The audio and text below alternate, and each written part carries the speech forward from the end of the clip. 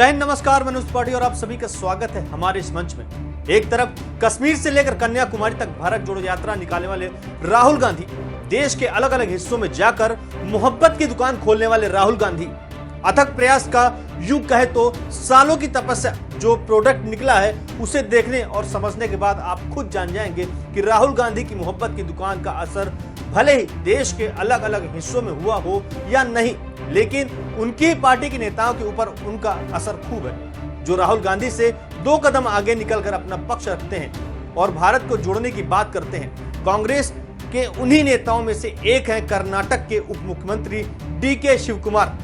कर्नाटक के उप मुख्यमंत्री ने ऐसा बयान दिया जो भारत को जोड़ने की बात कम बल्कि भारत को तोड़ने की बात ज्यादा लगती है।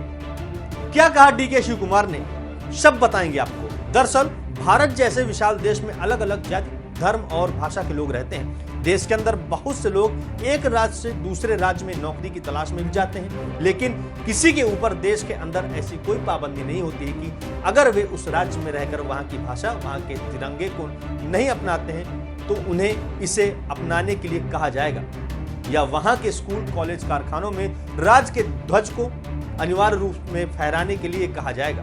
क्योंकि भारत की राष्ट्रीय भाषा हिंदी है और उसका अपना बस एक ही ध्वज है। लेकिन इसी भारत में कर्नाटक के अंदर जो फरमान जारी किया गया है उससे तो साफ जग जाहिर है कि कर्नाटक को किसी और दिशा में ले जाने का प्रयास किया जा रहा है। कर्नाटक भारत में है, लेकिन कर्नाटक के उप मुख्यमंत्री ने जो बयान दिया है वो कर्नाटक भारत का एक राज्य नहीं बल्कि कोई देश है। दरअसल एक सभा को संबोधित करते हुए उप मुख्यमंत्री डीके शिवकुमार ने कन्नड़ ध्वज और कन्नड़ भाषा को लेकर के बड़ा बयान दिया है। कर्नाटक के मुख्यमंत्री डीके शिवकुमार ने कहा कि हम मैसूर राज्य का नाम बदलकर कर्नाटक किए जाने के 50 साल पूरे होने का जश्न मना रहे हैं। 1 नवंबर कन्नाडियों के लिए उत्सव का दिन है।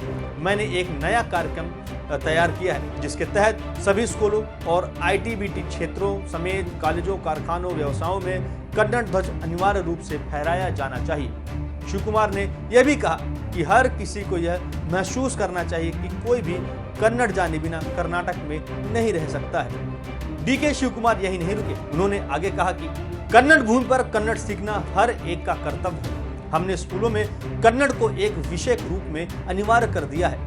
कन्नड़ झंडों की मेजबानी के ऐसे कार्यक्रम गांव में आयोजित किए जाते हैं, लेकिन बेंगलुरु शहर में जिला मंत्री के रूप में मैं इसे अनिवार्य बना रहा हूं। ऐसा नहीं है कि ये उनका पहला बयान है। इसके पहले भी डीके शिवकुमार ने साइन बोर्ड को लेकर के आदेश दिया था।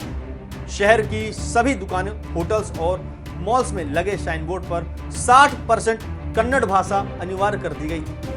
दुकानों के मालिकों को 28 फरवरी तक का समय दिया गया था। ऐसा न करने पर दुकानों का लाइसेंस भी रद्द करने की चेतावनी दी गई थी। इतना ही नहीं, कन्नड़ भाषा व्यापक विकास संशोधन विधेयक 2024 को चालू बजट सत्र के दौरान सदन में पेश किया गया। हालांकि कर्नाटक के राज्यपाल थावरचंद गहलोत ने वह अध्यादेश वापस भेज दिया था। अब इससे तो आप कर्नाटक के उप मुख्यमंत्री डीके शिवकुमार की मंशा को समझ ही गए होंगे कि आखिर वो कर्नाटक के अंदर कन्नड़ ध्वज और कन्नड़ भाषा को क्यों अनिवार्य करना चाहते हैं। तो ये तो थी पूरी जानकारी। अब आपको हमारी जानकारी कैसी लगी? अगर हमारी वीडियो पसंद आई हो तो चैनल को सब्सक्राइब करके बेल आइकन दबाइएगा और अपना प्यार, अपना सपोर्ट ऐसे ही देते रहिएगा।